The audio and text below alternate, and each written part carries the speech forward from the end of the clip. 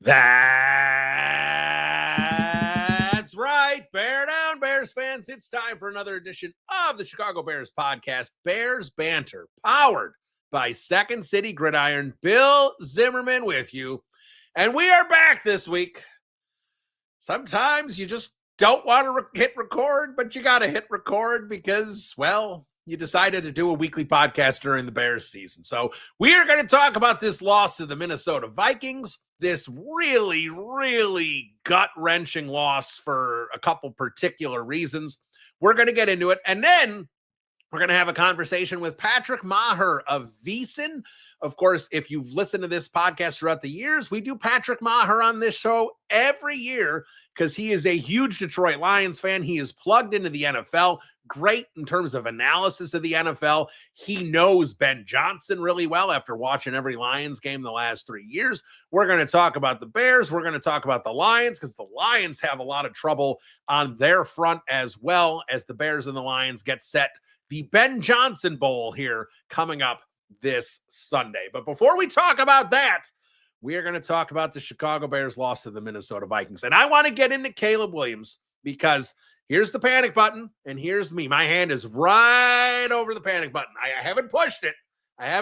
But I'm really thinking about pushing it. I'm going to get into Caleb Williams, but I'm not going to start there.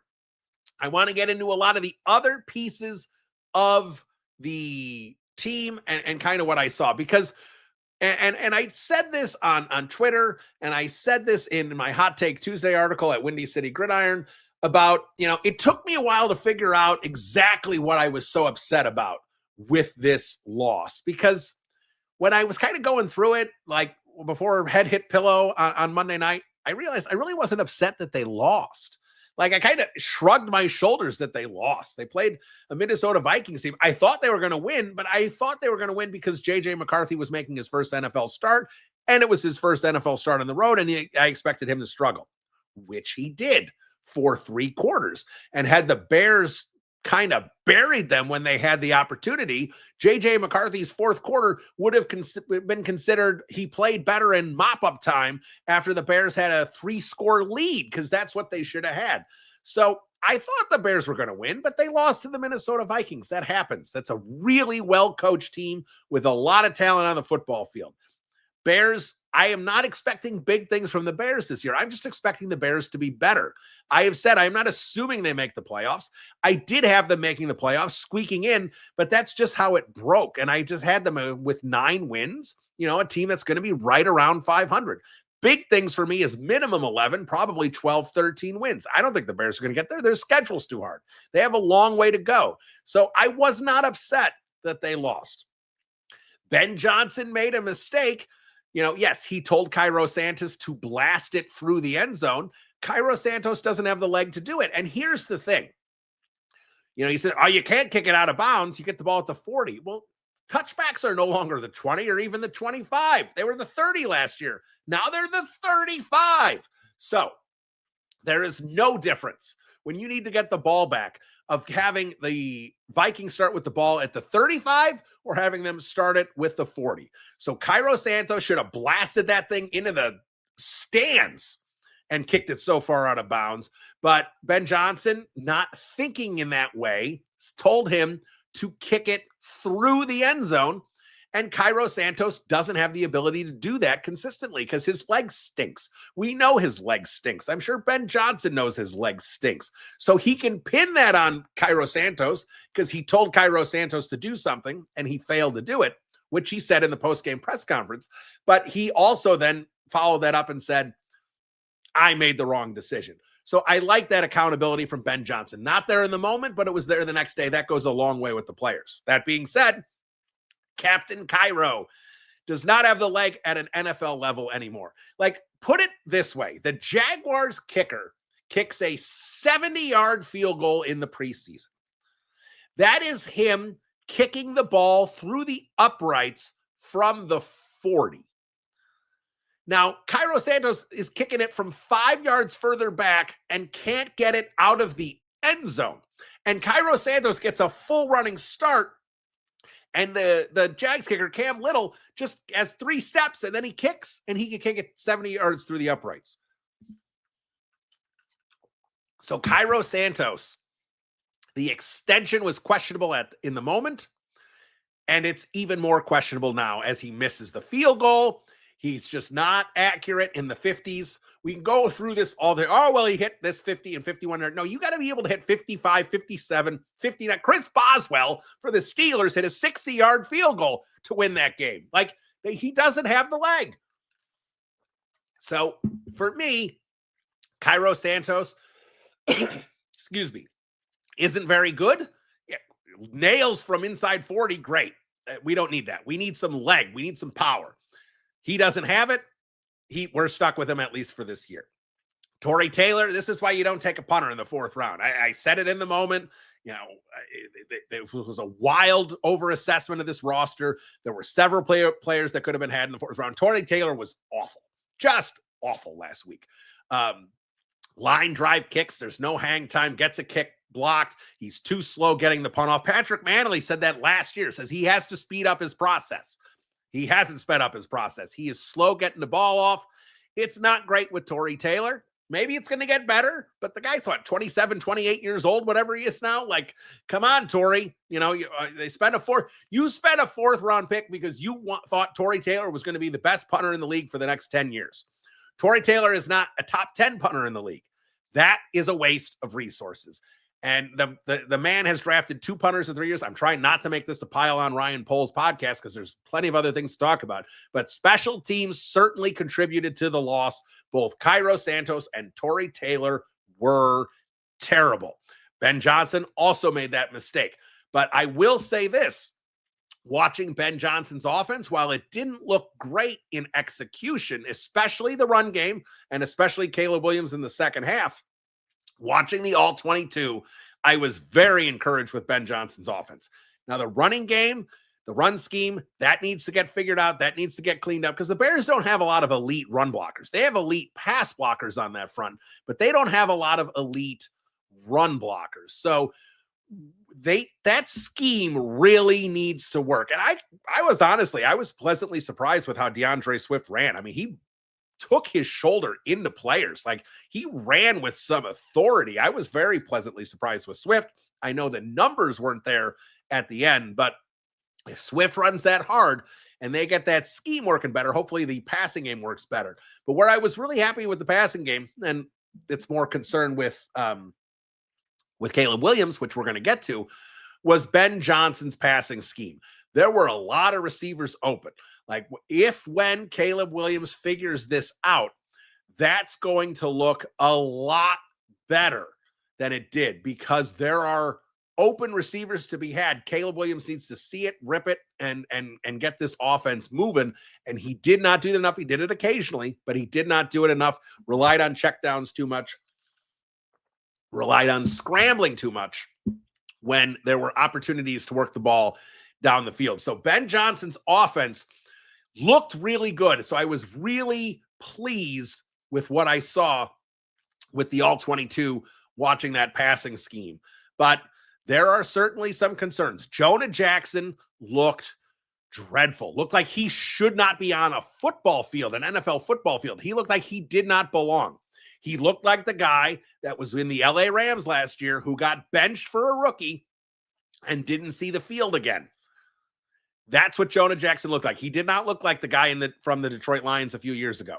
He looked like the guy with the LA Rams last year. So if that's who Jonah Jackson is, that's a terrible signing. The Bears already extended him, kind of leveled out his money. That's a bit of a mess there with Jonah Jackson. He needs to get that cleaned up. Braxton Jones was better than he was in preseason. He was just okay. They did help him out a little bit on some of those blocks. Joe Thuney, Monet with the pass blocking. I could watch Joe Thuney pass block all day. Man, thing of beauty there. Run game, he's a good run blocker. He's not a phenomenal run blocker. Him and Drew Dahlman were okay in the run game. Drew Dahlman, I thought, made a couple mistakes with pass blocking. That wasn't great. But also, next to Jonah Jackson, that didn't help. And I thought Darnell Wright looked good. I thought there were definitely some bad calls from the officiating. That certainly didn't help. And on the defensive side, look, Kyler Gordon, TJ Edwards, and Jalen Johnson were out. That certainly hurt the Bears in the fourth quarter when they had that many backups in the game. Noah Sewell looked okay. I haven't watched him too closely in pass coverage to see how he did there, but Noah Sewell did all right. Certainly not someone you want to see starting for half a season. Hopefully TJ Edwards gets back sooner rather than later, but that's secondary. Obviously, those are their two best corners. They need to get those guys back on the field as soon as they're healthy, and I certainly think that will help the defense. But, Dayo Odengbo looked a little better than I expected him to. Javon Dexter, I thought, looked really good, made a couple of nice plays up the middle. There were some positives there on the defensive side of the ball. Thought Dennis Allen worked things really well, kept Justin Jefferson out of the game for the most part. There were plenty of positives there. Things just fell apart in the fourth quarter, but at the same time, they start falling apart when the offense isn't sustaining anything and the defense is on the field constantly. So there were a lot of positives in small pockets, a lot of negatives in larger pockets, and that brings us to Caleb Williams. And guys, I am concerned about Caleb Williams. Now, I'm sitting here on this podcast telling you in August and July that I think there's going to be some growing pains and that this thing's not going to look great in September. I predicted the Bears to win 19-17. That's certainly not an explosive offense, thinking the Bears are going to score 19 points. So when I look at Caleb Williams, and I got a cough here, hang on. Man, frog in the throat. Now, this is what happens. I did a Ty Dunn podcast. You can check that out on the Second City Gridiron podcast feed. So I'm on my second podcast here. So getting a little dry in the throat here, even though I'm guzzling water. So we're going to get through this as best we can here. Patrick Maher coming up in just a few minutes. But when we are talking about Caleb Williams, here's where I am not concerned that Caleb Williams, there was some issues executing the offense. I'm not concerned that the offense had too many penalties. I'm not concerned about that the run game didn't quite look cohesive, because I think it's early and that stuff's going to get better over the next couple of weeks. Here's where I'm concerned about Caleb Williams is I thought, and the All-22 actually made it worse. Now, some of the guys who are better with quarterbacks in terms of analysis and better with offensive concepts say that there are things with Caleb Williams that can certainly get cleaned up and things can get a lot better. That made me feel a little better about things. But I am still hovering my hand over the panic button because a lot of the things I saw were not, he's got to execute Ben Johnson's offense a little better here. They were things where I'm starting to wonder if this is who Caleb Williams is as a quarterback. It didn't feel like this is who he was as a quarterback at USC, but it feels like this is who he is as a quarterback now. That has me really concerned about Caleb Williams moving forward. And in my mentions and on the timeline, I am seeing a lot of, but Josh Allen. And here's the thing. When you look at all the outliers that have turned into good quarterbacks and great quarterbacks, and then Josh Allen is even the further outlier from that, and you're circling that one as going, but Josh Allen, look at Josh Allen. Josh Allen did it. Josh Allen stunk the first half of his second year. Only started getting better in December, and then he broke out in his third year. I get it all with Josh Allen. And yes, it was a slow development. And yes, Caleb Williams could be a slow development, and he could get there, and he could be an MVP caliber quarterback. And I hope he does become an MVP caliber quarterback. That's what the Bears drafted him to be. That's why Ben Johnson is here. I hope that all happens. I still think there's a possibility that could happen. But when I also see Geno Smith took a while, Sam Darnold took a while, they didn't have success on the team that drafted them, so I don't care. Alex Smith, same thing. I don't care because Alex Smith didn't do it on the Niners. Sam Darnold didn't do it on the Jets. Geno Smith didn't do it on the Jets. So I don't care if they had success when they were 30 on a second team. That's, Baker Mayfield. I don't care. You need to show me examples of guys who started slow on their original team. And the only guy that did that is basically Josh Allen. So it is when you're seeing this poor of play, in year 2, yes, I understand it's a new system, but it's an offensive guru. It's the best offensive mind that the Bears have ever had. It's one of the top 5 offensive minds in the sport. I was really hoping some of this would look better with Caleb Williams. And I'm not worried about some of the stuff, but I am worried about the accuracy. This guy was off on 29% of his throws. Anthony Richardson, I mocked all season last year about how bad he was. You watch that Colts game against the Bears, him sailing little simple passes and balls all over the place. Anthony Richardson was inaccurate on 28% of his passes last year. Caleb Williams was 29%. And I don't expect Caleb Williams to be at the Anthony Richardson level. That'll drop down lower. But Caleb Williams, then you see the other stats like amount of overthrown times. He's like double basically anyone else in the league. Like the amount of inaccuracy this guy has in his passes, I didn't see that on the USC tape. Where is this coming from? How does this get cleaned up? But inaccurate passers are usually inaccurate passers. They can improve their accuracy a little bit, but this is wildly off base for Caleb Williams. The process in which he is, I sit there and say, oh, he's checking it down. He's taking the yards. That's great.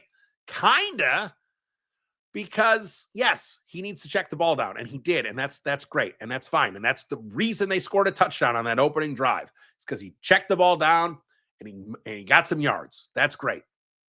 And you watch the all 22, and even Troy Aikman pointed it out in that first half. He's like, yeah, this is looking okay, but Caleb Williams is not really seeing the field. I don't remember exactly what his quote was, but he insinuated it.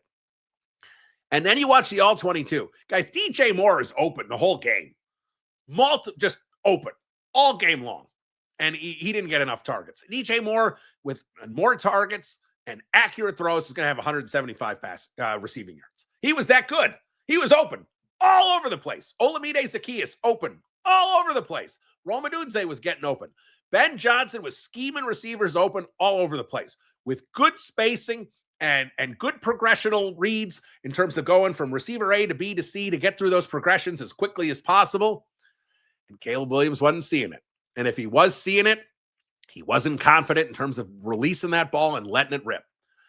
It was alarming seeing how many downfield throws that guys were wide open. Not like, oh, he didn't anticipate that. No, they were just wide open. Blown coverage, kind of wide open. Sitting in really soft zone pockets, wide open. And he didn't see it. And when he did see it, and he did decide to throw it, a lot of inaccurate passes. Inexcusable, inaccurate passes. I am getting really concerned. And here's the second level of concern.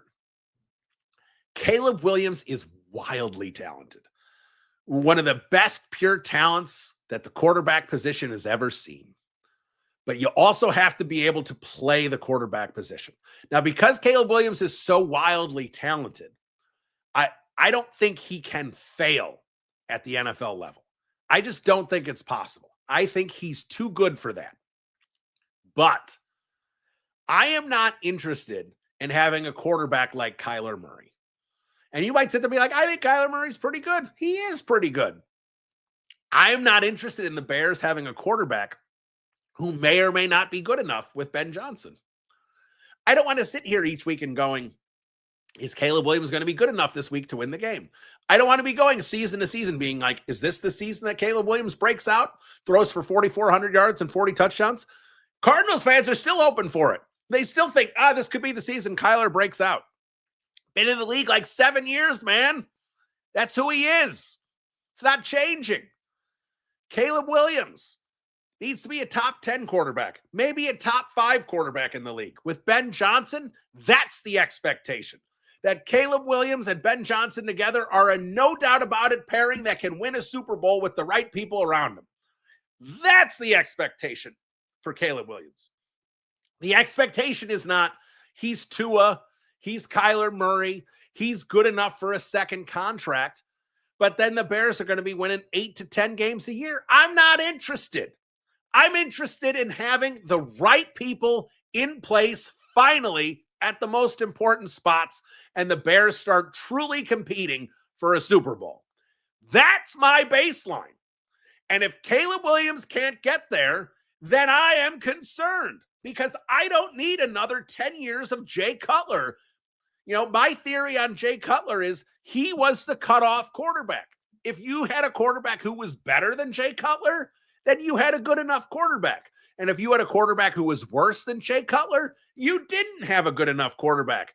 And you know what that left us with Jay Cutler? We didn't know if he was good enough. There's some guys who will die on the hill and say it was because the revolving offensive coordinators and not this and not that. And fine. But there's other guys who just sit there and say no, because he made too many mistakes. He turned the ball over too much. He got sacked too much. Sometimes his fault, sometimes not his fault. But regardless, I don't need another Jay Cutler era with a slightly, with a more athletic version. I'm not interested. I'm interested in having a great quarterback. And if Caleb Williams was drafted with the 25th pick, then yes, you can change your expectations in terms of maybe he'll make a top 10 quarterback, but if he's top 15, that's a great draft pick. Not when he's number one overall. Not when he's number one overall with all this talent and all this. And it just comes down to what is your baseline for expectations? And if you're fine, if he becomes Kyler Murray, then you and I aren't on the same page in terms of expectations. And you have lower expectations than me, and that's fine. And if the Bears go, now look, Greg Braggs, I'll bring from CHGO, all he said he wanted a couple years ago was for the Bears to be in the hunt in December. If that's what Greg needs to keep him fanning happy, great for Greg. That's not enough for me. For me, I need a team that's winning 11, 12 games a year, that's competing for the division, that has a 5 to 10 year stretch where they have a window to win Super Bowls with Caleb Williams and Ben Johnson. That's my baseline. I'm not saying they have to win 4, 5, 6 Super Bowls. That's hard to do. But they have to be a team that's good enough to win Super Bowls, that people sit there and say, I could see the Bears winning the Super Bowl this year. Like right now, who are we looking at? We're looking at the Eagles, we're looking at the Ravens, we're looking at the Bills, we're looking at the Chiefs. In a couple of years, I want the Bears on that list because, and that they have the number one pick, they took Caleb Williams. With all these other talented quarterbacks that they could have had, they picked Caleb Williams. And was it a flawed process? Maybe. Go check out the Ty Dunn podcast if you want to get into that. We're not getting into that on this podcast. They had opportunities to take the best quarterback. They settled on Caleb Williams. He was generational talent. They found a generational talent as an offensive head coach. They better be in that conversation in the next couple of years. They don't have to be in it this year. You probably don't even have to be in it next year, but you better be in it in the next couple of years. And if you're not, then it failed. It wasn't good enough. And I don't think Ben Johnson is going anywhere.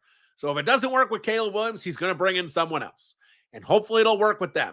But Caleb Williams' bar is to be that the bottom is the top 10 quarterback. The acceptable amount, is top 10. If he reaches top 5, great. If he becomes the best quarterback, top 2 in the league, if he's right there with Patrick and Lamar and Josh Allen, great. But that's where he needs to be. And if he's not there, I'm not interested. I'm not. I don't want to see a guy who's just pretty good. That's not good enough for me. I have expectations here. I could have accepted pretty good with Mitch Trubisky because he's not the same caliber quarterback. I'm not accepting pretty good for Caleb Williams. That's not what we're here for. I don't need to see Caleb Williams making $75 million a year to be the 14th best quarterback in the NFL. That's not good enough. That's simply not going to do. So that's why I'm concerned, because the longer we see this version of Caleb Williams, the lower the ceiling continues to get for me. Maybe I'm overreacting. Maybe Caleb's throwing for 300 yards next week against Detroit and looks the part. But I'm telling you, with how frantic he looked in the pocket, he looks scared. With how errant those throws are, with how poorly he's seeing the field. And I get it. With all that I'm talking about, he still throws for 210 yards, throws a touchdown pass, albeit in garbage time, runs another touchdown in. You sit there and say, you have him on your fantasy team. You're like, I'll take that from Caleb Williams. It's not fantasy football. This is the NFL. where Caleb Williams, after the first drive, did very little, had patches of success with a good throw here or there, but couldn't sustain drives, looked really bad when you watch what was happening. And if he hadn't started 10 for 10, that completion percentage would have looked a lot worse. He finished with 60% after going 10 for 10 to start. His yards per attempt was still bad. Like, here's the thing. He took less sacks. Great. But his yards per attempt, pretty close to last year. His passing yards per game, pretty close to last year. His completion percentage, pretty close to last year. If you took an average Caleb Williams game from 2024 and just figured out the numbers and then looked at his stats from 2025, they'd look almost identical. You would have expected maybe one more sack to be recorded. 3 sacks, maybe 4 sacks instead of 2. He avoided some of those. Great. But other than that, this was the same quarterback we saw last year. A quarterback whose advanced analytics were terrible. And you know what Caleb's advanced analytics were on Monday? Terrible. There is reason to be concerned. And if you're sitting there going, it's one game with Ben Johnson, relax. It doesn't matter. It's early. You and I aren't watching the same quarterback. Because to me, when I see an inaccurate quarterback who doesn't see the field well and looks frantic in the pocket, those are the things that make a bad quarterback. So those are the things that keep a quarterback from becoming great. Can Ben Johnson coach all of that out of him? Maybe. We'll see how great Ben Johnson is. But if you're sitting here going, it's one game, don't worry about it, I think you have your head squarely in the sand. We'll find out in the next couple weeks if this starts to get better. This needs to get better quickly within the first 2-3 games of the season. It doesn't have to be perfect. I'm not saying the Bears need to score 34 against Dallas in week 3, but it has to look more functional than it did on Monday. And that starts and ends with Caleb Williams. You know, I talked about it with a couple friends. Like, where are you on the DEFCON level? DEFCON 5, peacetime, nothing to worry about. DEFCON 1, we're about to go to war. I mean, it's the old military thing. We are definitely not at DEFCON 5. I don't think anyone should be at DEFCON 4. I think with Caleb, I think the question is, are we at DEFCON 3 or are we at DEFCON 2? I'm panicky a little bit about this. I'm willing to put it at DEFCON 3, but I think we are ticking up towards DEFCON 2 if we don't see this improve in the next couple weeks. I think we could be at DEFCON 2 by October 1st, and if this is the season we go through, then it's DEFCON 1 by the end of the year. And I think that's the situation we're in with Caleb Williams. Playing Tyson Bagent, if the goal here is to develop Caleb Williams, benching Caleb for Tyson Bagent might help this season, but it's not going to help long-term if the goal here is to make Caleb Williams a great quarterback and pair him with Ben Johnson. So there is big reasons to be concerned, and we're going to talk about those with Patrick Maher. We're going to talk Detroit Lions. We're going to talk NFC North. We'll talk about it all with him. This is Bill Zimmerman, Bears Banter. We'll be right back. Welcome back into the podcast. Excited to do this because we do this every year. It usually works out we get to do this around Thanksgiving because the Bears and Lions happen to play on Thanksgiving quite a bit, but they are playing in week 2, so we are doing it early in the season this year. He is Patrick Maher. He's the host of VSiN Live. You can hear that on SiriusXM on Mad Dog Sports Radio. You can check that out at 7 to 10 Eastern Chicago time if you want to check out his show. He follows the league well. He's a good analyst. He knows plenty about what's going on around the league, but he is a Detroit Lions fan, born and bred Michigan. So this is always a good conversation. Patrick, Bill Zimmerman, how you doing? Yeah, we've been doing it for years. My assumption would be this is probably going to be our most dynamic show. It's so funny because you just did a episode with Ty Dunn. Now, when you and I were both working at Mad Dog Sports Radio, that's when Tyler Dunn, I used to have him on the show all the time. I know that your audience gets pissed about the Ty Dunn expose, okay? But I do wonder, as I'm watching the game, as I'm watching Minnesota and Chicago, I'm thinking about Tyler Dunn because I'm thinking about Caleb Williams in a different way. I'm thinking about the fact that he's planted there because of Ryan Poles. I'm thinking about the fact that Ben Johnson could have been with Jaden Daniels. I'm thinking about 1-2 in the draft. I'm thinking about JJ McCarthy. It Monday night was a documentary. I was obsessed with that game. You can take this conversation where you want, but we could start there or we can get to the Lions because I have a lot to say about my Detroit Lions and a head coach that was standing naked on the sidelines in Green Bay because he got exposed.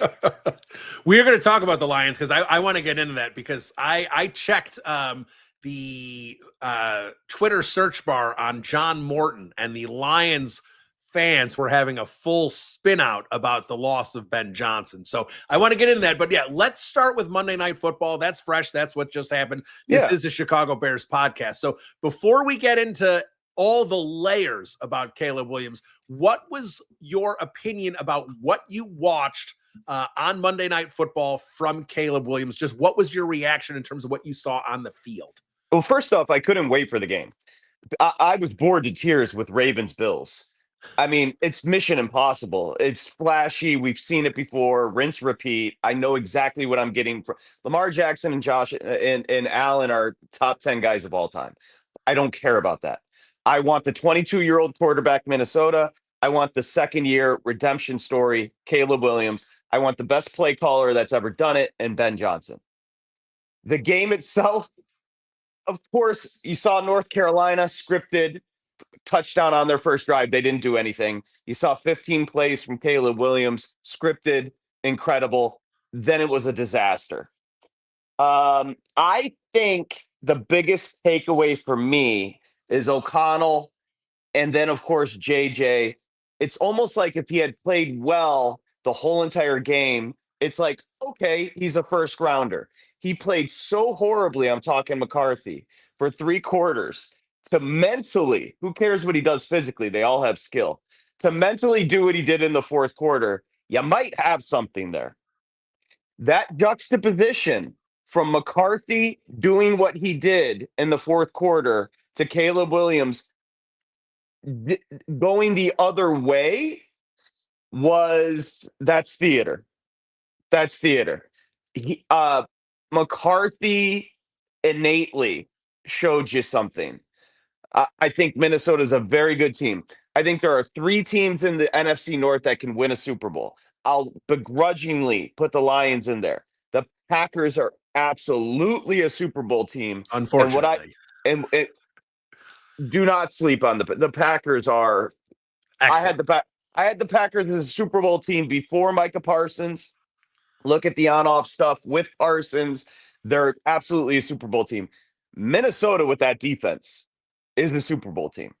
And I just kept thinking, you had Sam Darnold, and Darnold's basic. McCarthy, if he grows, might take that team from last year and be better. That was my biggest takeaway.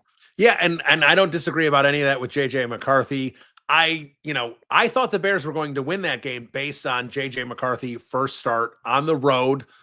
Dennis Allen defense. I didn't think that was going to go well for him, and it didn't go well for him for 3 quarters. They got the fourth quarter resolved. So with the Bears, what I'll say is there were a lot of things that needed to get cleaned up. Cairo Santos does not have a strong leg. Ben Johnson can say blasted through the end zone. That was questionable. He should have blasted it out of bounds because what's the difference between the 40 and the 35-yard line? This is not the 40 and the 20 like it used to be. It's literally a 5-yard difference. So that was a mistake by Ben Johnson. He didn't have a perfect game as a head coach. He made mistakes, but there were too many penalties. That's something that can get cleaned up. Look, the Bears had a couple really bad calls against them. I'm not saying that's the reason they lost. Santos had a bad game on special teams. Torrey Taylor had a bad game punting the football. Jonah Jackson, the guard they picked up. Of course, you used to remember your Lions when he was good.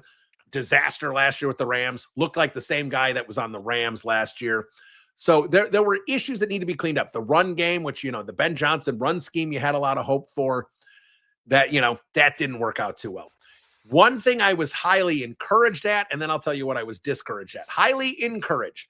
I watched the All-22 a bunch. I watched a lot of Ben Johnson's passing concepts. They were there. DJ Moore could have had 175 passing yards. Guy was open all over the place. Olamide Zaccheaus open a bunch. Roma Dunze was getting open. Tight ends. Like Colston Loveland got open a couple times and was missed. Like, so the Ben Johnson offense, at least from a passing concept, the run game, we'll see that still clearly needs some work. But the passing concepts were there for Caleb Williams to make this offense go. But Caleb Williams, to me, it wasn't. Here's the thing. If it was just some execution of the offense here or there, like you sit there and say, this is going to get cleaned up, this is going to get better. And maybe the concerns I have will get better. But here's where I had the biggest issues, Patrick. And this is where the first time I'm telling people, I haven't pressed the panic button, but the hand is hovering over the top because he looked frantic in the pocket. Looked nervous. He looked nervous. He looked scared back there. And, and I get it, Flores, with his blitzing schemes and everything. I get it. But he didn't look like that last year. The throws were Anthony Richardson level off target. 29% off target. That fourth down throw was gross. Yeah, the fourth down throw, two of them to DJ Moore, and one of them at the end of the game, it may not have mattered, but DJ Moore was open by 10 yards, and he threw it out of bounds. And then, the 4th and 3, that was a bunny. That should have, and there were other ones too. He was errant with those throws. He looked frantic in the pocket, and he is not seeing the field well. Like I said, Ben Johnson had guys open. And the last time I remember this, I remember watching the All-22 of the Bears-Saints playoff game. And then I sit there, I'm like, oh, Nagy doesn't know what the hell he's doing. That was a Trubisky game. And then that was 2020. And then I watched the thing. I'm like, God, everyone's open. What's Mitch doing? And I'm not saying Caleb Williams is Mitch Trubisky. He's a much more talented quarterback. But those are the type of things, not seeing the field, frantic in the pocket, and errant throws. Those are the things that just make up a bad quarterback, Patrick. Now, he's too talented to fully bust. But like I said before you came on, I said, I'm not interested in Kyler Murray. If he's Kyler Murray, I'm not interested in do the Bears have a quarterback who's good enough? Is he not good enough? The Ben Johnson, Caleb Williams pairing was supposed to be an elite pairing where eventually these guys were going to be, it was going to be a top 10, top 5 quarterback in the league. I knew it wasn't going to happen immediately, but the things I saw, I wonder if it's ever going to happen. Okay, you have to start with Johnson. Hated the Hawkinson. Obviously, the challenge was a disaster. I will stand. I'm on an island. Not picking the field goal and taking the 3 with 2:12 to play on the 14-yard line. Bears fans, remember when Caleb ran to the cone and then they eventually said it's on the 1-yard line? You have to kick the field goal that play before. You have to get 3. The kicker stinks. You're not going to have a chippy from the 14-yard line. You then don't put it in a situation where there's 2:02 on the clock and you're wondering what to do as a first-year head coach. I hated that. I hate this overthinking. He's a mathematics person. Freaking understand the clock. Okay, that's number one. The Caleb Williams thing, Bears fans, just breathe. Just breathe. I get it. The footwork is dirty. I don't even care about the wheel routes that he missed on. I know you're talking when he sailed it on 4th down. I think he got nervous there. That's the 4th and 3, the slant pattern, the easiest throw where it wasn't even close. But just breathe. You saw it for the first quarter. You saw what the kid's capable of.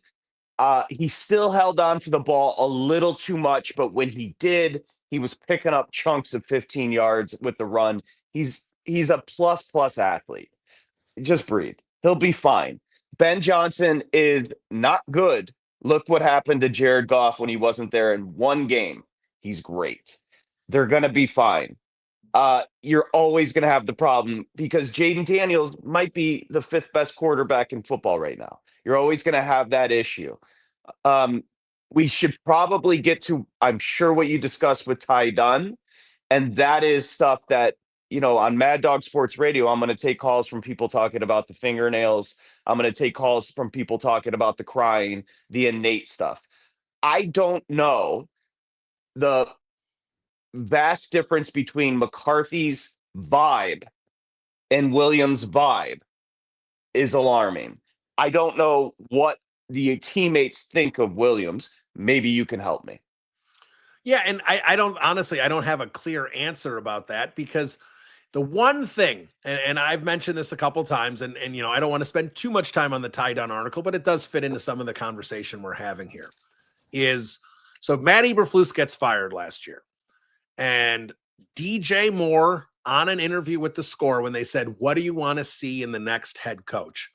He said accountability. And that started coming out. I think Kevin Byard said the same thing on an interview, or maybe in a press conference or a scrum around his locker, said, we need more accountability in this locker room. We need a coach who's going to hold people accountable. And, a lot of people immediately went to Tyreek Stevenson, who of course had the disaster with the Hail Mary against Washington, and then continued to play. He got benched, pseudo benched for Terrell Smith, but he still was getting played every game. He never got truly benched and sat down. The way they handled that was a little weird. I think a lot of people went to that and said, well, maybe that's what they're talking about. You hear it was a laxed meeting. People are eating omelets and in their morning meetings, things like that. You say, oh, maybe that's what they're talking about.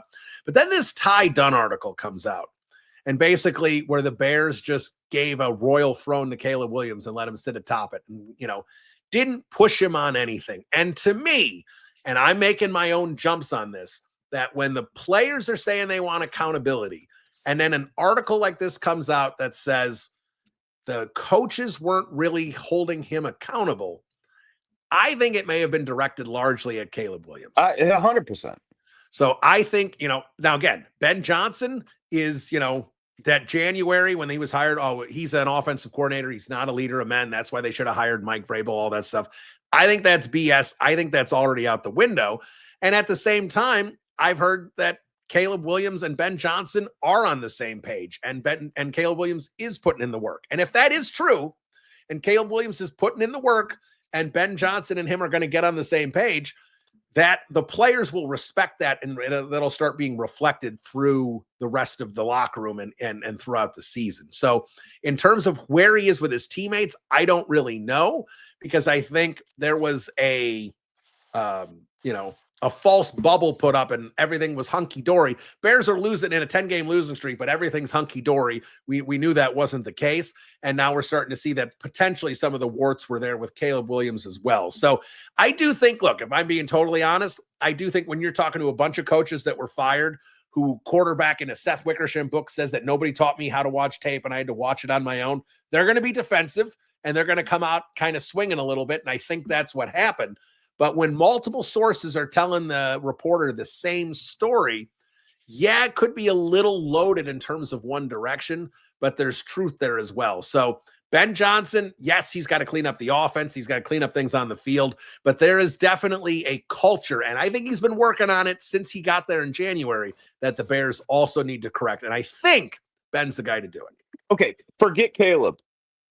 And I know it's a trigger warning for Bears fans, so I won't say Ty Dunn again. Forget Caleb. You guys have an issue, and your issue is you now have a head coach and a general manager, and finally we can start talking about Ryan Poles. What a clown. What an overrated. If people listen to this podcast, they will not be triggered by you calling Ryan Poles a clown, because there has been a lot of criticism of Ryan Poles on this podcast. All due respect to the kid, all due respect to Ryan Poles. That is a guy acting like what he thinks a general manager should do.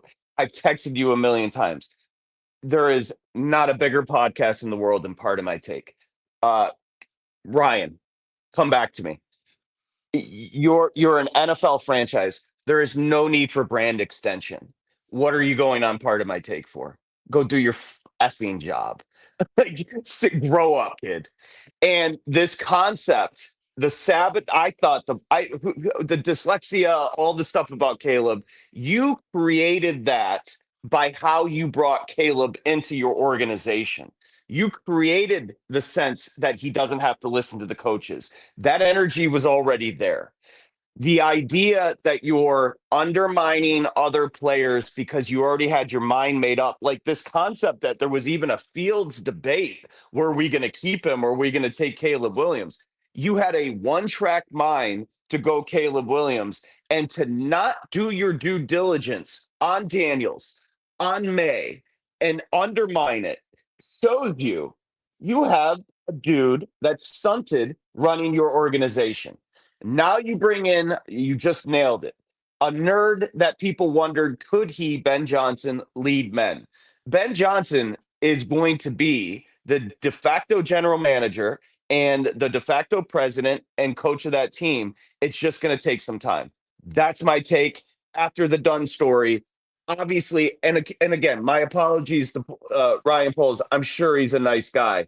There's obviously some deficiencies there. Well, if you read part 3, Brian Poles may not be a nice guy.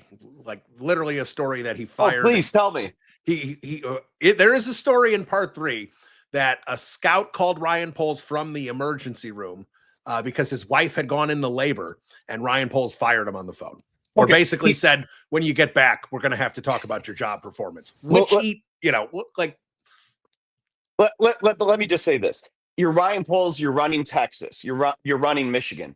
Hopping on part of my take makes a ton of, and again, those guys are great. Hopping on that makes sense. It's a brand extension. The Bears don't need extension. You go do your job. And that, so I'm not surprised when I start to see some of these inefficiencies from Poles. That would be my take there. But again, you're good for 3 quarters. Take a deep breath. Williams is going to be fine. No quarterback was in a tougher spot last. Shane Waldron's the worst play caller I've ever seen. We talked about that. You're going to be fine. And yeah, and further on Poles, I think, and here's where I was, is that you give him the benefit of the doubt when he gets here. He makes the Chase Claypool move, and I sit there going, I don't know about Chase Claypool, but at the time I remember going, at least he's trying to do something for Justin Fields, because at the time he had stripped the offense down to the studs, and Justin Fields was left with nothing. And at the time, Justin Fields had only been in the league for a year. And as a Bears fan and someone covering the Bears, you're like, you got to support this guy. And they had done nothing for it. They brought in Byron Pringle as their big wide receiver, acquisition. It's not going to work. So they bring in Chase Claypool. I'm like, all right, at least he's trying something. But then as this continues to go on, his draft evaluations with Velus Jones and Zach Pickens, who they just cut, he's had no success with 3rd round picks. His day 3 picks, he keeps hanging his hat on Braxton Jones. Where you find a starting left tackle in the 5th round, that's a heck of a job. There's not much else there on day 3. And you sit there and go, yeah, he's hitting on round 1. He's doing pretty well on round 2. If fantasy football players can hit on round 1. Stop. Yeah, and that's the thing here is, all right, if Caleb Williams is the guy, you're going to be paying him $75 million a year. He keeps being able to fix his draft misses with free agent spending. And finally, the Bears have gotten to the point where they're now up against the cap. They're not going to be able to do that. Those day 3 picks, they don't have to turn into Eddie Jackson, but they do need to become regular contributors. And he hasn't done that. And then Dan Wieder of the Chicago Tribune in November of last year puts out a piece about, Nate Davis, who was a disaster here. And literally a guy who was on the Titans staff said, don't sign him. And he was like, I'll fix him. Guys saying, don't trade for Chase Claypool. He's like, we'll fix it. He's dismissed. Dan Wieder has stuff about him dismissing his staff and doing whatever he wants anyway.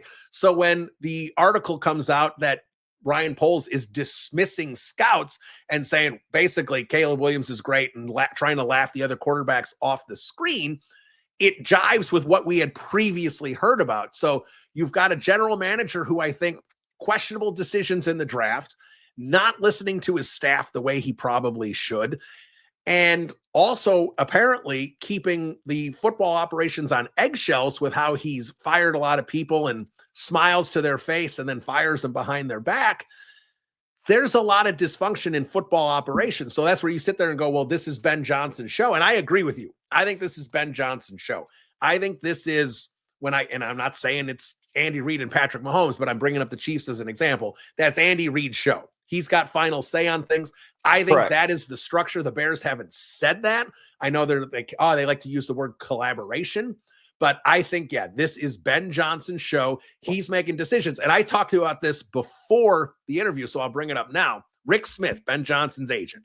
I had him on my podcast. It did really well, got covered all throughout the Chicago media because phenomenally transparent when he was on. And there was something that came out from Albert Breer about GM alignment with the head coach. That's what Ben Johnson wanted. And everyone thought that meant starting fresh with a GM and a head coach. So like, well, Ryan Poles would have to get fired then. Everyone's like, well, that's why the Raiders blew out Talasco because they wanted to have GM alignment with in Vegas.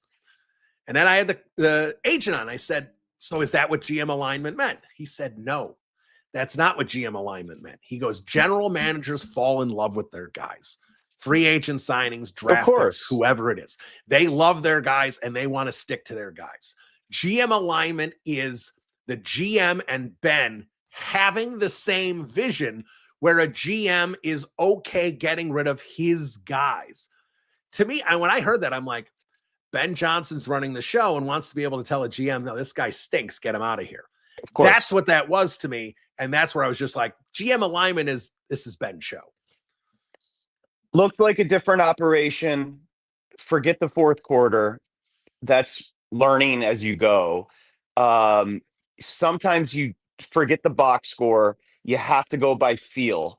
I felt like there was a professional football team out there for the Chicago Bears. Okay? I think this is a Bears podcast. I think you guys should take a step back and Eberflus was, I mean, the hire of Eberflus is a joke. No personality. My nephew says Riz, no freaking Riz. Like just absolutely a zero. Johnson's going to be fine. Liked his comportment, liked his vibe. May I ask you a question? Yeah, of course. What do you think of Dan Campbell? I thought this has always been my stance on Dan Campbell. I think Dan Campbell is a great leader, great culture builder, the guy that you want standing up in the locker room after a tough loss or a tough win. He's going to say the right things and get the locker room's heads where they need to be. My thought with Dan Campbell was always, how good is he as a true strategist on Sundays, setting up game plans, getting things ready? How much of that was Aaron Glenn and Ben Johnson? I said, we're going to find out this year. After week one, certainly leaves some questions. Okay, well put. This is the NFL is a very physical game, so we forget that it's also very cerebral. Dan Campbell, I know people, people that cover the Bears, I know people that cover the Lions, is a very smart guy. Dan Campbell, all my friends work at Ford, everybody in Michigan, he could run for governor and mayor at the same time, and he'd win in a landslide. He is not a good guy. He's a great guy. That is not my problem. My problem always was this is a quadruple billion-dollar business. Let's be adults. I want to keep Ben Johnson. We scored 33.5 points a game. We just scored in real time 6 points in game one without Ben Johnson. Aaron Glenn, gone. Love looked super efficient. This is going to be the most fascinating storyline of the year moving forward because the Ric Flair promos after 15 wins that Dan Campbell was cutting in the locker room after the games, that shtick drove me crazy because it's so easy to get caught up in hey, brother, I love you. You guys are the best, blah, blah, blah. But when push comes to shove, and we saw it in Green Bay, Matt LaFleur ran circles around Dan Campbell, and obviously Morton was on a script and didn't know what to do. You got the best tandem in football. And this is the underrated thing, Bears fans, about Ben Johnson. You're going to love the fact that he gets the run game going in 2025. Montgomery and Gibbs had 44 combined yards against the Green Bay Packers. I didn't even realize it was that bad. Oh, man. Whoa. It's almost, you could go call plays Your dog could go call plays and get 44 yards with Gibbs and Montgomery. If you can't run the effing football and again, NFL or ESPN just put Jared Goff as the 16th best player in football. I'm sorry, people. Use your eyeballs. Jared Goff is a below average quarterback. If everything is perfect, he can put up numbers. If you can't run the football, you can't do anything with Jared Goff. Ask Sean McVay. Sean McVay got rid of him at 26, 27 years old after he went to a Super Bowl because he knows he's limited. That's my take on Dan Campbell and the Detroit Lions. Yeah, and I think that's all fair. And look, beyond even Ben Johnson and Aaron Glenn, which we knew were going to be big losses for this team, the coaching staff got rated. You guys lost 8 guys off the staff. Obviously the 2 coordinators, but JT Barrett is now in Chicago. Antoine Randall is in Chicago. Mike Vrabel's DC was your D-line coach. Glenn took, I can't think of the Jets offensive coordinator. I can't think of his name. So all these other coaches, the passing game coordinators and quarterback coach and wide receiver coach and all these other coaches that everyone across the league said these were good quality coaches, they got lost as well. I mean, trying to flip an entire coaching staff that I don't think anyone would say that, the Lions didn't have the best coaching staff in the league. And Dan Campbell gets credit for putting that together. And he may put together a great coaching staff again, but trying to snap your fingers and replace those 8 guys was always going to be a challenge. I always thought the Lions were going to regress. I know you told me when you had me on your show that you thought they were going to miss the playoffs. I still thought they were going to make the playoffs, but I thought this was going to be a 9-10 win team. And if John Morton struggles as much as if that continues, and maybe you're right, maybe this is a team that's going to fall even further. I think, I don't, it's going to be fascinating. I'm pulling for them. That's pretty obvious. The Goff thing is fascinating. The talent is there. Hutchinson is healthy. A little bit chicken with his head cut off, still running around. I think Glenn was good for that defense. That's the underrated thing. Everybody talks about Ben Johnson. The players love Glenn. The players love Aaron Glenn. And, it's fascinating what you saw from Fields. It's funny with the juxtaposition of Fields actually showing, improving it offensively with the Jets. Glenn kind of feeling like you have an organization that's professional there. Yeah, the Dan Campbell thing, he is a wonderful guy. That was a schedule that set the Lions up perfectly last year. And then when push came to shove, Washington came in and won that game easily outright on the field at Ford Field last year. This is a fascinating year for a guy that everybody loves in Dan Campbell. Yeah, no, it really is. And the Lions, look, this game coming up on Sunday, it's important for the Bears, obviously, but this one, because I didn't even realize this. I was like, all right, who does, because I knew the Bears have Chicago in week 3. Who do the Lions have in week 3? At the Baltimore Ravens. So if the Bears if Ben Johnson comes in motivated and gets the Lions to 0-2, you guys might be staring at 0-3, and that with the NFC the way it is, I mean, the North is going to be challenging enough. But I said the one thing that's interesting about the NFC, there are like 11 or 12 teams that you could argue are playoff caliber teams, not top heavy like the AFC. Like you want to rank like the top teams, and the 3 out of the 4 of the top teams are going to be in the AFC. But then when you start looking through teams like 5 through 15, you're going to start feeling it a lot heavier towards the NFC with still just a few AFC teams sprinkled in. Lions start off 0-3. I'm not saying they will. They can. It's in Detroit. They can clearly win on Sunday. But if the Lions do start off 0-3, yeah, it might be one of those things where things could spiral. And it's going to be a big challenge for Dan Campbell to see how he handles the adversity. Yeah, I think the number's 5.5. Maybe a couple shops are showing 6 with the Lions favorite. It's a ridiculous number. I think the Bears have every opportunity to go in and win that football game on Sunday at Ford Field. We have to be careful as football fans just to assume. Remember, every year you're going to get 6 or 7 new playoff teams. This is a flip every single year. Why is the assumption the Lions are just going to be a 15-win team? They got a lot of talent on the field. Did you watch Green Bay? I'm just saying. And You I got think Gibbs, you got Ahmad, so you got ASB, you've got Hutchinson, you have Brian Branch. I mean, you have that's great. Laporta. There are No, several red and blue chip players all over the field. hey, That's why the hey, assumption is there. hey, Billy Z, I love you, brother. I've known you for many, many years. You can have those players and do what you want with them. You got to coach them up. You got to Fair. scheme them up. I think here's the takeaway I would say: the Green Bay Packers and Jordan Love has become a lightning rod. All you have to do is go back to a couple of years ago, Thanksgiving. Jordan Love at Detroit had one of the better games you're ever going to see from a quarterback. I'm going to tell you something right now. Dialing in on Parsons, and he only, 30 snaps. He's a difference maker. That team, Love is throwing to nobody. That team is going to get better if they stay healthy. That's a legit Super Bowl team. That forget Detroit, I'll give them a pass. They were playing a very freaking good football team. Minnesota and Green Bay are legit.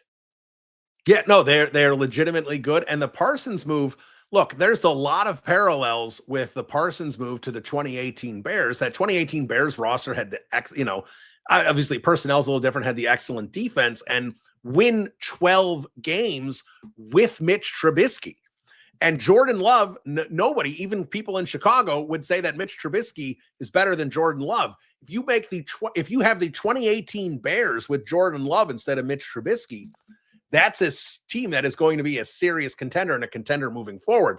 Now, Bears fans, who want things to only want bad things for the Packers, and I'm sure Lions fans are the same way, sit there and go, well, after 2018, the Bears never won more than 8 games. It didn't work out with Mac and they traded him.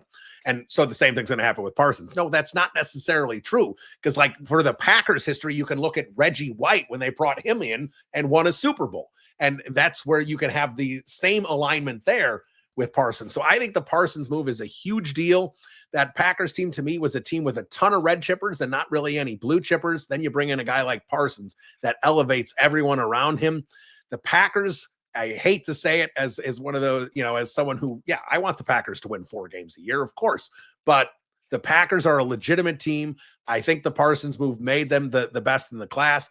I told you this was pre-Parsons on your show, that as a Bears fan, I know I'm not allowed to say these things, but I said I'd put money on the Vikings because everything else was in place. And if JJ's the guy, that's the best price if you're going to gamble on it. And we'll see. Obviously, McCarthy needs to play like the fourth quarter, not like the first 3 quarters. But you're looking at an NFC North right now where after 1 week and we're doing overreactions, the top 2 teams are the Vikings and the Packers, and we'll see how that plays out. And the Lions and the Bears, they may be pretty good. We're not saying that both these teams are bad, but both these teams are not as good and ready for the prime time as those other 2. In summation, what have we learned? Well, a couple of things. One, you and I have been doing this podcast for many years. And by the time we do our second podcast, Thanksgiving, I think you would agree this is literally the most fascinating the NFC North has been in our lifetime. Oh, without question. It is a Lions team that had been putrid for 80 plus years that all of a sudden now is a team that the expectations outweigh maybe the reality. The Bears finally have a quarterback. They've never had one. The Green Bay Packers have a redemptive underdog after Favre and obviously Rodgers, and now can Love be it? And Minnesota may have the best roster in football with a 22-year-old quarterback. It's a fascinating division. Yeah, it's fascinating. It's phenomenal. It's talented. The coaching staff, the coaches are great. The players are great. It's going to be really interesting moving forward all season. So before I let you go, Patrick, I can't let you go without a prediction. How do you see Sunday's game playing out? I'll be texting you on Sunday. I have a weird feeling Detroit will get better. It's a brutal schedule. I have a weird feeling Detroit will get better as the season progresses. I don't think it happens over the next couple of days. I think it's going to be an outright win for the Bears on Sunday in Detroit. I really, I think Johnson is very smart. I think Johnson knows Detroit. I think he's going to be a step ahead come Sunday. And I think the Bears are going to win it outright. So take the points. All right, there it is. Patrick Maher. Well, hold on. What's your prediction? All right. Well, I usually give my prediction at the end. Okay, I'll throw it at you here too. That's fine. I do think the Lions are going to win. I think it's going to be close. To me, it's going to come down to the talent on the field. The Lions still have more talent, but I do see what you're saying. I mean, we know Ben's going to want to really show up in Detroit. He's going to really want to, basically tell the fans, hey, this is what you're missing. And I do think there is something to. He knows that Lions personnel inside and out. He's going to be able to sit down with Dennis Allen and just be like, when Jamo does this is happening. When ASB is lined up here, this is happening. Like, he's going to be able to give a lot of insight that I do think is going to help Dennis Allen and help this team. But I still sit there and go, on the road for, Ben Johnson's still an inexperienced head coach. I still would lean Detroit, but I do agree. I think it'd be within the number. And also, let's be fair to your podcast audience. Did we not record the 7:45 West Coast time? That's a good Lions fan from my buddy Billy Z right there. That is true. Bright and early for Patrick Maher. Of course, VSiN Live, you can hear it every night. Well, weeknights, I should say. Saturday and Sunday, give them a day off. Weeknights on Mad Dog Sports Radio, 7 to 10 Chicago time. Make sure you check that out on Sirius XM. Patrick, thanks for so much time. Thanks for our yearly chat. And, I'd wish your team the best of luck, but you're in the wrong division. So I hope you have a miserable season. Let's do it again at Thanksgiving. Thanks, Billy Z. All right, there he is, Patrick Maher, everybody. Look, I always like having Patrick on. I know I usually go with Chicago personalities, but again, Patrick, he's an NFC North guy. He's a Detroit guy. He follows the league closely, and it's always a really good conversation. I always think it's worth getting that content on for you guys, even though it's not a Bears beat writer, a Chicago radio personality. I always think Patrick does a really good job when he comes on this podcast. Look, and I think here's the other thing. Patrick is objective. Like, if you've heard him in years past, him waxing poetic about Ben Johnson, him expecting Ben Johnson to eventually end up in Chicago, and obviously he was right about that. And, we'll see how Ben works out here. Obviously, not a great start with the loss there in week 1, but a lot of positive signs as well from what we saw with Ben's offensive scheme. So let's get to the mailbag. I don't think it's going to take too long this week. A lot of comments, not as many questions. Obviously, a lot of comments regarding Caleb Williams. So let's get to some of them here. Let's start with Gruden 244. Will the Bears explore trading for another running back? Swift is not a workhorse back and needs a partner in crime. He does, Gruden, but I don't think they're going to explore for a running back. They had opportunities to do this. I was hoping this was something they were going to do in the offseason. They chose not to do it. So when I look at this, yes, they did not give Kyle Monangai a chance. He's a 7th-round rookie. He played a little bit, but they basically gave Swift the ball wall-to-wall there from start to finish, which makes me think that Roschon Johnson is that partner in crime. Now, I've heard frequently that they really like Roschon Johnson, and to me, that makes a lot of sense, that he could become the in-between-the-tackles guy, the Jamal Williams role to DeAndre Swift the first year in Ben Johnson was calling plays in Detroit. I think that's a definite possibility. I thought Monangai was going to get more usage in week 1 because of that, but they did go with Swift. Now, I will say this. I was impressed with some of Swift's runs. Obviously, the full stats were bad, but the run scheme was not cohesive. It was clunky. There were a lot of missed blocks. It did not look the way Ben Johnson wanted it to look. I guarantee you that. And that run scheme, I thought was going to be better. I thought it was going to be better in week 1, and I expected that to have better results in the run game. I didn't expect Swift to have 20 carries for 160 yards, but I did accept Swift to be more in the 70, 80-yard range, and he barely eclipsed 50 yards. So there's a lot of room for improvement there. I do think Swift, I agree with you, ideally has that partner in crime. We'll see when Roschon Johnson gets back on the field. We'll see if Kyle Monangai gets a little more run in terms of actually being a backfield component. We'll see if DJ Moore, if that continues, of him trying to be involved in the run game, how they see that moving forward. So to answer your question in a long-winded, bunch of gobbledygook that I've been spewing into the microphone, No, I don't think they're going to explore a trade. I do think they're going to end up going with the guys they're going with at this point, because I do think you're right. I do think partner in crime is the way to go with DeAndre Swift. And I think they see it as Roschon Johnson. The problem is we just can't seem to keep Roschon Johnson on the field for the Chicago Bears. All right, Betsy Tarr. If it's true that Ben is sharing power with Poles, should we be concerned? Poles at best is mid, but we have no idea if Ben can evaluate talent, given he had a great GM in Detroit. Betsy, I don't even know if it's sharing power. I think Ben has the majority of the power. So look, here's what you say. You say Poles is mid. I'm going to agree with you there. I think Poles is a very mediocre GM. Like I said in the past, he does some things well. But again, and I hate bringing up Ty Dunn's article because I know you people sit there and you start twitching a little bit when we mention the name.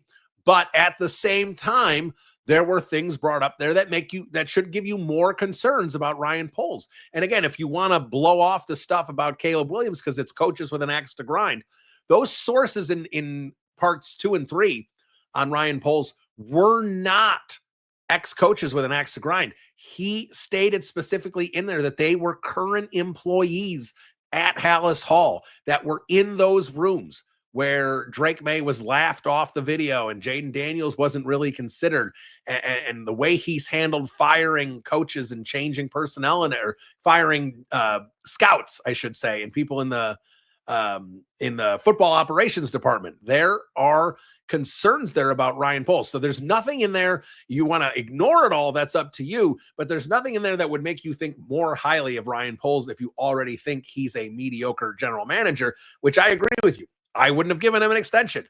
I would have seen how this year goes and possibly changed it up after this year. I know that's not a cohesive plan at all, but the Bears haven't had a cohesive plan the last couple of years anyway. So what the hell's the difference? You know, Ben Johnson is here. Right now, that's the only cohesion you get. So I would have waited for this extension. I would assume it was George McCaskey based on the things I've heard and read. It certainly doesn't seem like Kevin Warren was lining up to give Ryan Poles an extension. I feel like that came from George McCaskey. He's here for the next several years with Ben Johnson. So my answer to that, Betsy, is if we think Ryan Poles is bad, then why not try Ben Johnson? Because it can't get any worse. Now, is Ben Johnson going to be the guy grinding the tape on the 6th, 7th round picks on defense? No, I don't think so. That's why you have a scouting department. That's why you have a general manager. But is Ben Johnson going to take a larger role in free agent signings and how this roster is constructed and the draft picks, especially on day 1 and day 2? I would say absolutely yes. And I would say, yeah, maybe he's not good at it, but I don't think Ryan Poles is either. So I think in the long run, give the power to Ben Johnson and see where the roster goes and how this team goes. And hopefully it all comes together. But if you just stick with mid and don't let Ben Johnson have any control there, then you're going to continue with mid. So I think change, if that's what it is better in this case. Lee Wheatley, the game has gotten too fast for Caleb. Ben and the D also know run game hurts all quarterbacks. Well, Lee, I agree with you on the run game situation. They need a more cohesive running game. They cannot have the run game the way it looked against Minnesota. Now, at the same time, Minnesota's defense is excellent. They've beefed up their defensive line. That was not an easy team to run again. Now, the next 2 weeks, yes, Detroit has Aiden Hutchinson, but there's more holes up front. The Detroit team should be easier to run against, and Dallas's defense isn't very good either. So we should see a better running game the next couple of weeks. If we don't, that's going to be bigger cause for concern. When you start with a team like Minnesota, you say, I can't run the football. But it may have just been that they couldn't run the football against Minnesota. So we need to see how this looks a little better moving forward. And if it does look better, it's certainly going to help the coaching staff in terms of making the pass game work better. It's certainly going to help Caleb Williams settle more in the pocket and relax a little bit. And that is something he desperately needs to do. Neil with a K says, I'm more resigned to our fate than panic at this point. It'll just never work out. Neil, I get that kind of expectation and that kind of assumption. And I feel it a little bit trying to bubble up, and I'm trying to suppress it a little bit, because you sit there and say, yeah, like now it doesn't work with anything we try, and now it's not going to work with Caleb Williams either. Who cares? Bears suck, bear down. Like I get having that feeling. I am trying to avoid that feeling. As I just said in the opening segment and talking to Patrick has more faith in Caleb Williams right now than I do. But I have been a big supporter of Caleb Williams. The natural talent is all over the tape. Even in the awful games, the natural talent is still there. So I'm still holding out hope. I just, the ceiling is lowering every time we see a game like that, but we'll see what happens. Again, throw out Dan Orlovsky, and I know he said it in the summer and everyone yelled at him. And I have differences of opinions with Dan Orlovsky all the time, but he said it was going to take Ben Johnson years to get Caleb Williams to operate the way he needs to operate at the NFL level. Dan Orlovsky was basically saying it was going to take all of this year and all of next year. Now, again, like I said, some of the issues I see with Caleb, I'm worried are not going to be able to be coached out of him, but I am not an offensive genius. I am certainly not at Ben Johnson's level. So at some point, you do have to trust Ben Johnson to get it done. Rick T, name a quarterback that is never comfortable behind his offensive line and still performs well. Chicago will not develop or have a great QB until they have a great OL. Rex, Orton, Cutler, Mitch Fields, now Will. Maybe there are other issues at play. Well, I'll say this, Rick, about Caleb's performance. I'm not blaming Caleb's performance on the offensive line. I thought they gave Caleb adequate time to throw most of the time. Now, when you look at the offensive line's overall performance, it did not block well in the run game. It blocked much better in the pass game. I thought Braxton Jones overall was okay. I think Darnell Wright played well. Joe Tooney's a great pass blocker. I thought Dahlman and Jackson in the middle was a little sketchy. But overall, like, the offensive line was enough. Like, if you put that offensive line in front of Patrick Mahomes or Josh Allen or Lamar Jackson, they would have still been able to perform. And I'm obviously not putting Caleb Williams in that category. But what I am saying is it was adequate. It was enough for the Chicago Bears to have an adequate, cohesive, functional offense. It didn't need to be great. It needed to be more functional than it was. And I thought they gave Caleb enough time. You saw Caleb scrambling around a lot. Now, again, a couple of the plays, yeah, they were a disaster. They got blown up immediately. That happens. I'm not saying it didn't happen. But from Caleb Williams' perspective, there was enough time there. And a lot of the times you saw him bail out of the pocket and scramble and things like that, it's because he missed a read that was open. If you watch the All-22, he missed a read, took an extra beat with the ball would have been out, and we never would have been talking about the offensive line. Ben Johnson wants that ball out before 3 seconds. He wants it out regularly. And if Caleb starts doing that regularly, then the offensive line is going to look a lot better. So that'll do it for the mailbag. Let's get to the prediction here before we sign off for the day. And you heard my prediction a little bit there. I'll go into more details. Patrick is sitting there saying the Bears are going to go in and beat the Lions. And it makes sense because Ben Johnson knows that roster up and down. He knows what the Dan Campbell wants to accomplish. So a master strategizer, which is what we know Ben is when he puts together those offensive game plans, he should be able to figure out some things and be able to exploit some issues with the Detroit Lions that maybe even Dan Campbell doesn't even realize are there. So I do think that is a very fair point, and I think that's very possible. And I would sit there and look at the Ben Johnson Bowl, and had the Vikings game looked a little better, I might be coming in with a different mentality going into this game. But I still look at where this offense currently is and sit there and say they are still going to have some functionality issues in week 2. So when I look at this, I still look at, maybe the Bears have a better coaching staff than the Detroit Lions at this point. I would think they probably do. But the Detroit Lions, when you look at it's not like I think their coaching staff is awful. It's just not nearly what it was. It went from an elite staff to an average, maybe a below average staff. When you look at this game, the Detroit Lions have more talent on the field, period, end of story. They are a more talented football team. Now, that the Bears talent will continue to rise. The Bears coaches will continue to get better. And when they meet at the end of the year, if that game matters, it might be two very different teams playing at Soldier Field.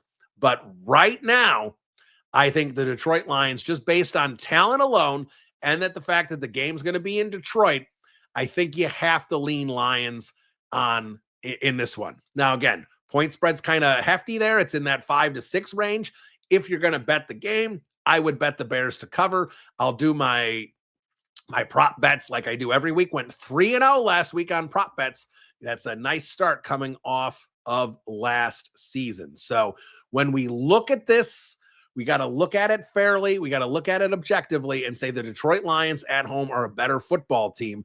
And if you're picking the Bears to win, you're picking the Bears to win based on the idea that Ben Johnson is so good, he is just going to beat his former team. And while I do think Ben Johnson is very good, and I saw it on tape about scheming up an offensive game plan, I saw too many issues with the run game. I saw Ben make a couple mistakes. The challenge, as Patrick brought up, the how he handled the end of the game with Cairo Santos. There are some issues, and I think Ben's a really smart guy. I think he's going to learn from his mistakes and get better, but we should still expect mistakes towards the end of games because Ben's learning as we go here. He's never had to do this before. So I think everything looks a little better from a Chicago perspective, but I still think, unfortunately, they end up on the wrong side of this one and fall to 0-2. I'm going to say Lions 24, Bears 20. It's a one-score game. It's going to be anyone's game in the fourth quarter, but the experience of the Lions and the more talent on the field will be the difference. 24-20 Lions, the Bears 0-2 with a big game if they want to try and get into the playoff hunt, a big game in week 3 against the Dallas Cowboys. That's going to do it for Bears Banter. We'll talk to you next week. Bear down, everybody. Adios.